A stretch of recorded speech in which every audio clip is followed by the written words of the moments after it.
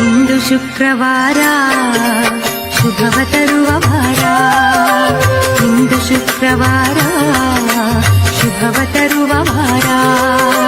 ಸುಮಂಗಲಿಯರೆಲ್ಲ ನಿನ್ನ ಪೂಜಿಸುವ ಪುಣ್ಯವಾರ. ಇಂದು ಶುಕ್ರವಾರ ಶುಭವ ತರುವ ವಾರ, ಸುಮಂಗಲಿಯರೆಲ್ಲ ನಿನ್ನ ಪೂಜಿಸುವ ಪುಣ್ಯವಾರ. ಇಂದು ಶುಕ್ರವಾರ ಶುಭವ ತರುವ ವಾರ, ಇಂದು ಶುಕ್ರವಾರ ಶುಭವ ತರುವ ವಾರ.